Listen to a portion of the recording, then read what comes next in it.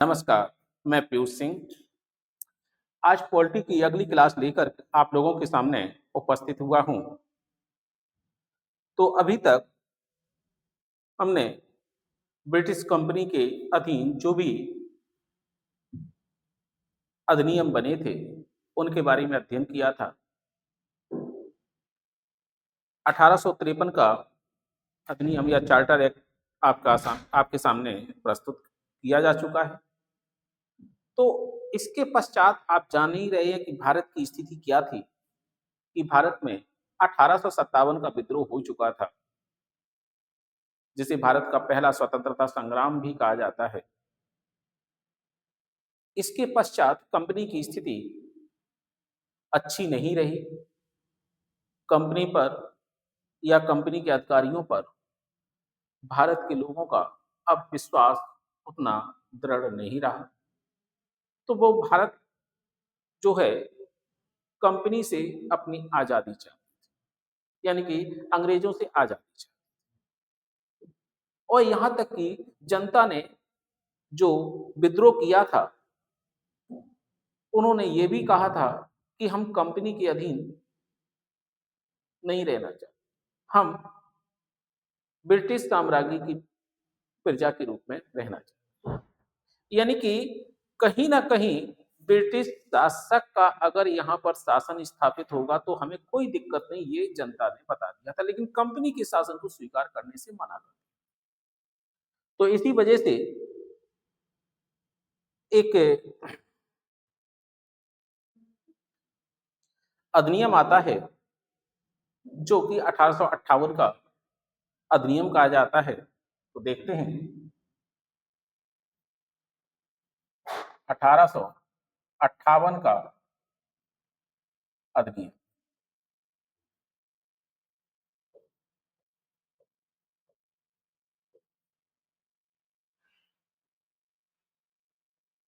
इसको कि 1858 के अधिनियम में ऐसा क्या हुआ कि सब कुछ बदल चुका था।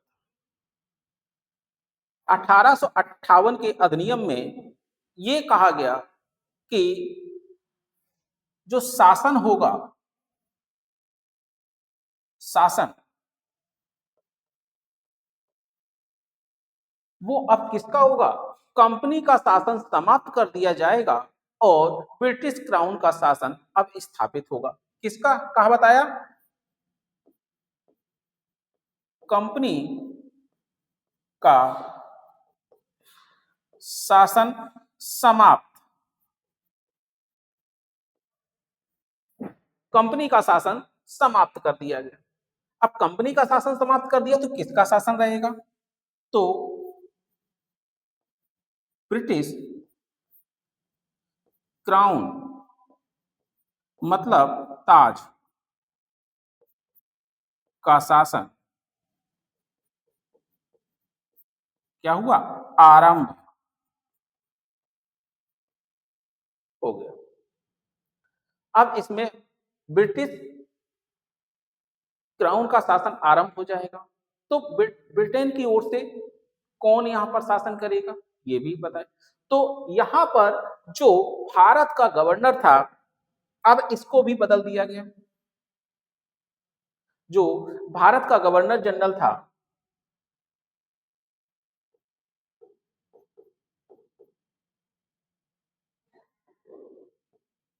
गवर्नर जनरल, इसे कहा गया, ये कह दिया गया इस अधिनियम में, भारत के गवर्नर जनरल को अब क्या कहा जाएगा? भारत का वायसराय कहा जाएगा। भारत का वायसराय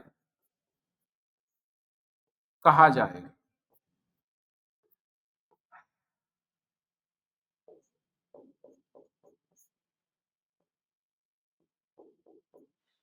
अब भारत का वायसराय कहा जाएगा, और भारत का वायसराय है कौन? भारत का वायसराय कोई और नहीं बल्कि क्राउन के प्रतिनिधि के रूप में काम करेगा। तो जो भारत का जो वायसराय है वो क्या होगा? यह ब्रिटिश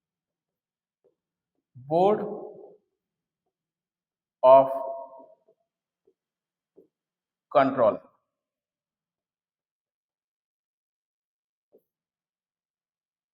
इनके जो भी समस्त कार्य थे वो भारत सचिव के समस्त कार्य भारत सचिव को सौंप दिए गए। यानी कि जो अब तक board of director, board of controller काम कर रहे थे वो कार्य किसे दे दिए गए? भारत सचिव को दे। अब इसके आगे और देखते हैं। इसी में 1858 का अधिनियम ही है।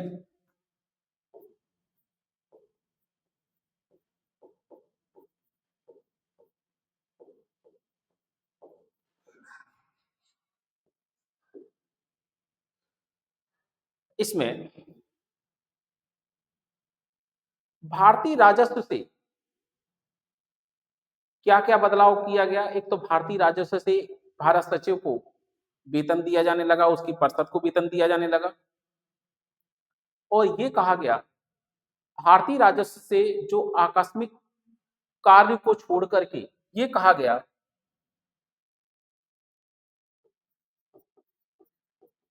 भारतीय राजस्व से आकस्मिक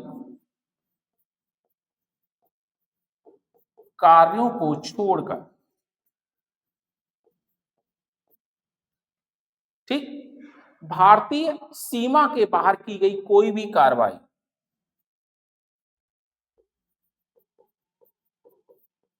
भारतीय सीमा के बाहर की गई कोई भी कार्रवाई के लिए की गई किसी भी कार्यवाही हेतु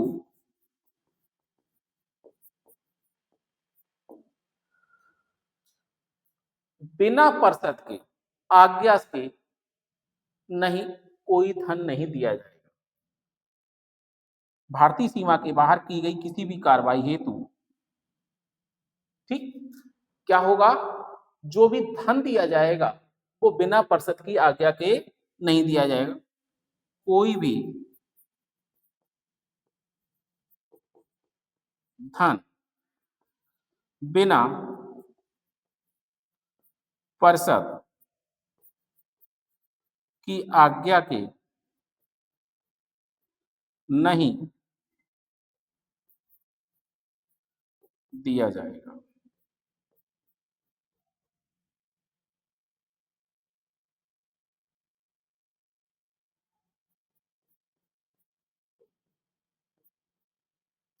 अब देखो ये हो गया।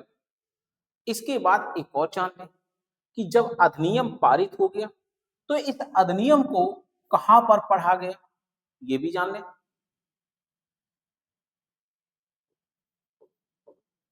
अधिनियम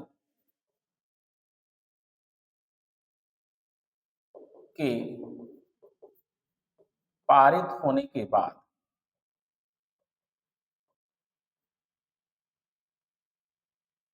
इलाहाबाद के अल्फ्रेड पार्क में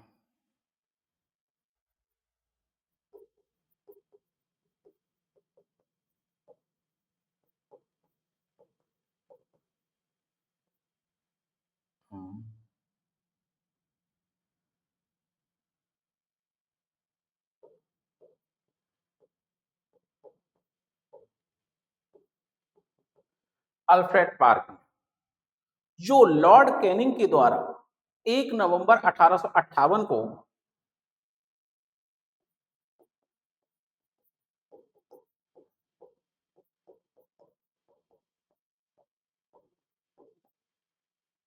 एक नवंबर 1858 को जो महारानी विक्टोरिया की घोषणा पत्र था उसके साथ पढ़ा।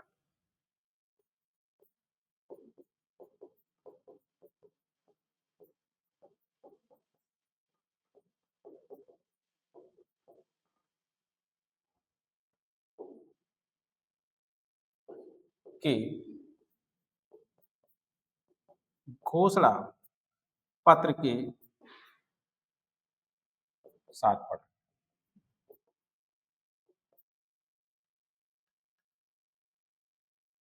अब इसमें क्या हुआ, इस घोषणा पत्र को किसने क्या कहा, तो महारानी विक्टोरिया का घोषणा पत्र जो है, ये जो है भारत में शिक्षित वर्ग जो था, उन उन्होंने अपने अधिकारों का मैग्ना कार्टा कहा। इस घोषणा पत्र को भारत के शिक्षित लोगों ने अपने अधिकारों का मैग्ना कार्टा कहा।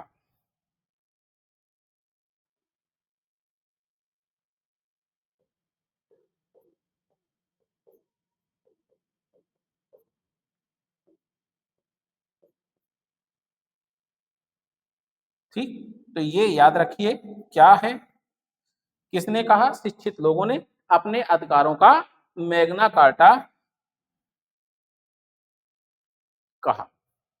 इसके बाद हम आते हैं अगले अधिनियम पर, जो कि इसके पश्चात जल्दी लाया गया, जिसे 1861 का भारत परिषद अधिनियम कहते हैं।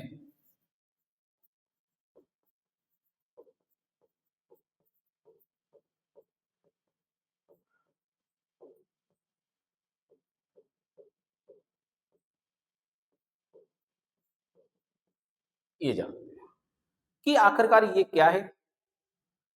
इस अधिनियम के द्वारा ही लॉर्ड कैनिंग जो यहाँ के वायसराय थे, अच्छा अभी एक पॉइंट और रह गया है इसमें, आप पिछले वाले में आते हैं, यहां हमने बोला था भारत के गवर्नर जनरल को भारत का वायसराय कहा जाएगा, और इस समय कौन थे, लॉर्ड कैनिंग थे। तो यहां पर एक पॉइंट बनता है, यहां से एक अगले वाले पे, यहां से एक पॉइंट बनता है, भारत का अंतिम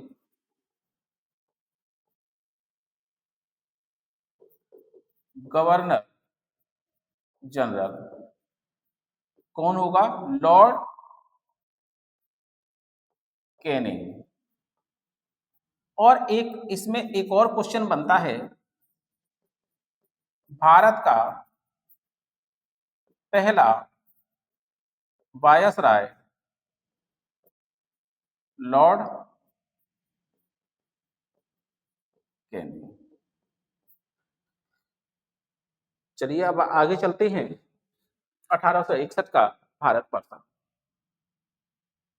क्या है, कि इसी में लॉर्ड कैनिंग के समय ही ये भी अधिनियम या भारत परिषद अधिनियम पारित किया गया था।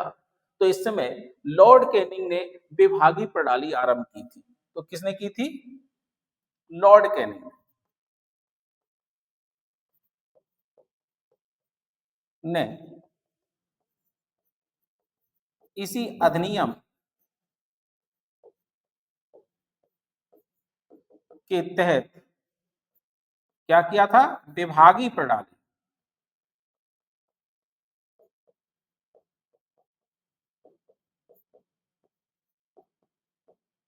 आरंभ की थी। ठीक, अब देखते हैं अगला पॉइंट और क्या है, विधान परिषद जो थी उसके क्या कार्य थे, क्योंकि इसमें कई विधान परिषदें थी और कई ऐसी विधान परिषदें बनाई गई थी। विधान परिषद के कार्य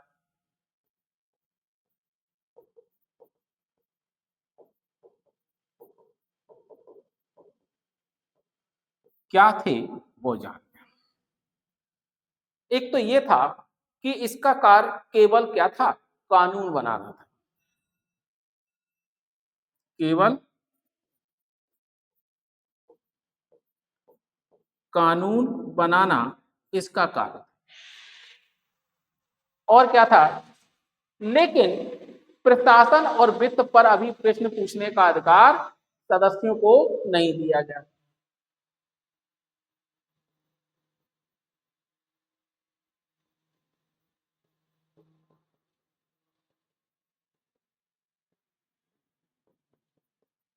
प्रशासन एवं वित्त पर प्रश्न पूछने का अधिकार नहीं दिया। क्या है, नहीं दिया। ठीक, या नहीं था।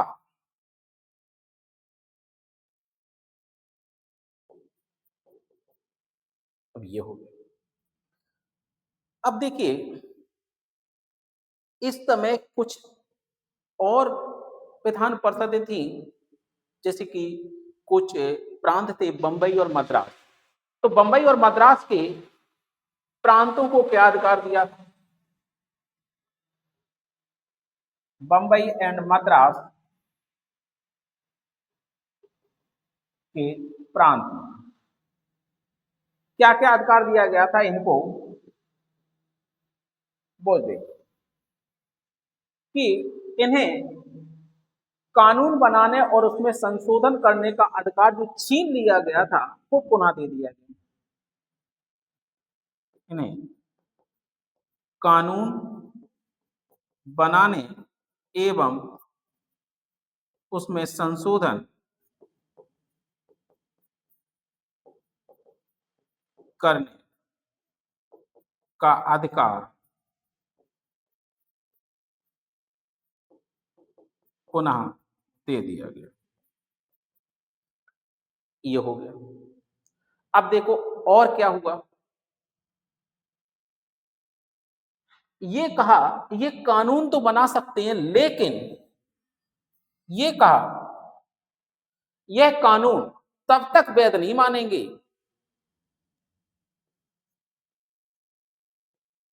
यह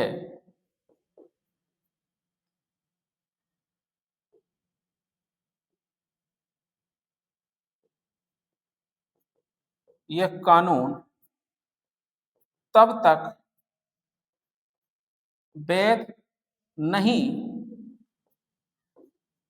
माने जाएंगे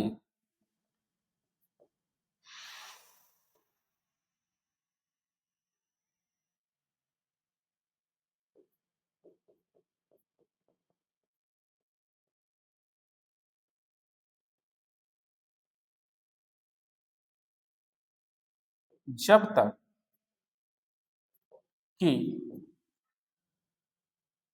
इसे वायसराय की अनुमति प्राप्त ना हो जाए, जब तक कि इसे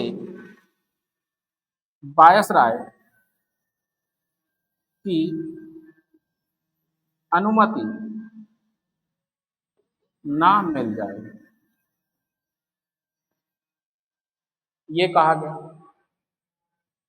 अब ऐसी विधान परिषदें और कहां कहां बनी, इसी अधिनियम के तहत बनी, तो वो भी जान लें। जो विधान परिषदें हैं ये कहां कहां बनी ये भी जान लें। ऐसी विधान परिषदें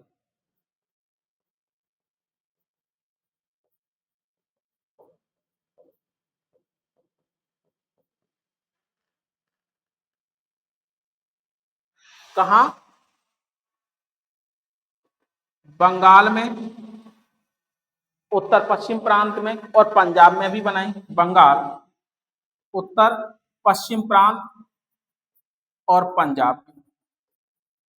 अब देखिए ये कब बनी, ये डेट अक्सर पूछ दिया जाता है।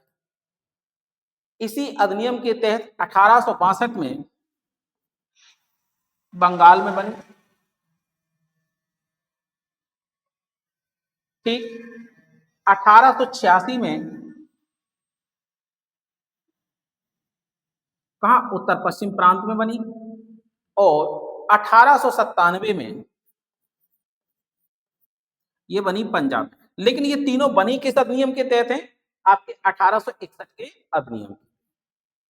अब आते हैं एक और जान ले कि इसी समय, इसी दौरान, इस अधिनियम में तो नहीं लिखा गया, लेकिन इस दौरान क्या हुआ, जो केंद्रीय विधान परिषद है 1872 में, नोट करके लिख लें, नोट 1872 में केंद्रीय विधान परिषद में, केंद्रीय विधान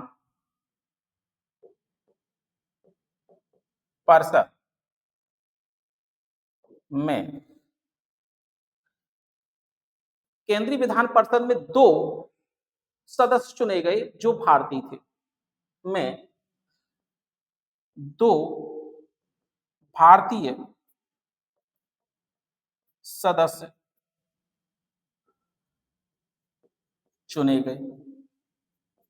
इनके नाम क्या थे वो भी जान लें। एक का नाम था नरेंद्र कृष्ण देव राय और दूसरे थे रामनाथ टैगोर। नरेंद्र कृष्ण देव राय और एक मिनट, दूसरे जो थे, सही है, नरेंद्र कृष्ण देव राय ही थे, और दूसरे हैं रामनाथ टैगोर।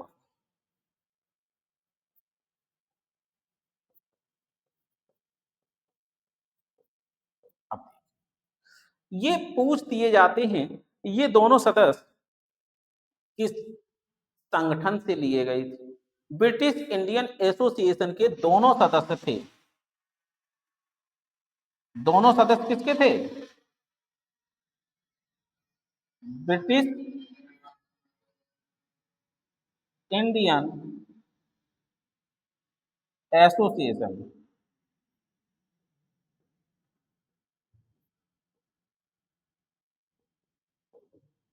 के सदस्य। ठीक, तो ये ब्रिटिश इंडियन एसोसिएशन के सदस्य थे। तो इस प्रकार से अभी हमने 1858 का अधिनियम बताया और 1861 का भारत परिषद अधिनियम बताया है। एक सर इसमें कई क्वेश्चन पूछ दिए जाते हैं, आपको हमने जैसे ही बताया था, देख ले कि पूछ दिया जाता है कि कंपनी का शासन कब समाप्त हुआ, तो कौन से अधिनियम के तहत? 1858 के अधिनियम के तहत हुआ। अच्छा, ब्रिटिश क्राउन का शासन कब आरंभ होता है? 1858 के अधिनियम के तहत होता है। अच्छा, भारत के गवर्नर जनरल को वायसराय कब से कहा जाने लगा? 1858 के अधिनियम के तहत। अच्छा ये बताइए, वायसराय, पहला वायसराय कौन था? Lord Canning. भारत का पहला गवर्नर जनरल, अंतिम गवर्नर जनरल कौन था? Lord Canning. ऐसे ही पूछ दिया जाए, बताइए इंग्लैंड में भारत के शासन का संचालन किस अधिकारी के अंतर्गत किया जाता था या के नेतृत्व में किया जाता था? भारत सचिव। तो भारत सचिव को कौन कौन से काम सौंपे गए थे जो बोर्ड ऑफ डायरेक्टर और बोर्ड ऑफ कंट्रोलर करते थे? अब ये बताइए, भारत सचिव को सहायता के लिए कितने सदस्यों की भारतीय मतलब सदस्यों की परिषद बनाई गई थी या गठित की गई थी? तो और उसका खर्चा कहां से दिया जाता है? इसका खर्चा भारतीय राजस्व से दिया जाता था। इसके 15 सदस्य थे, 7 सदस्य बोर्ड ऑफ डायरेक्टर नियुक्त करते थे और 8 ब्रिटिश सरकार के द्वारा नियुक्त किए जाते थे। ठीक, अब अगला इसी में बताया क्या कि अगर भारत के बाहर, अगर किसी भारतीय सीमा से बाहर अगर कोई कार्रवाई की जाती थी और अगर विधान परिषद से आज्ञा नहीं ली गई है तो उसके लिए खर्च भारतीय राजस्व से नहीं दिया जाएगा। और इस अधिनियम को पारित होने के पश्चात कौन सी महारानी विक्टोरिया की घोषणा पत्र जो 1 नवंबर 1858 को पढ़ी गई थी, कहां पर? इलाहाबाद के अल्फ्रेड पार्क में। किसने पढ़ी थी? लॉर्ड कैनिंग ने पढ़ी थी। उसी के साथ ये पढ़ा गया और इसी अधिकार पत्र को या महारानी विक्टोरिया के घोषणा पत्र को ही जो भारत के जो शिक्षित युवा थे उन लोगों ने अपने अधिकारों का मैग्ना कार्टा इसे कहा था। इस तरह से कई प्रकार के अधिनियम आपके क्वेश्चन का आंसर दे देता है। तो इसी के साथ अब मिलते हैं अगली क्लास में। धन्यवाद।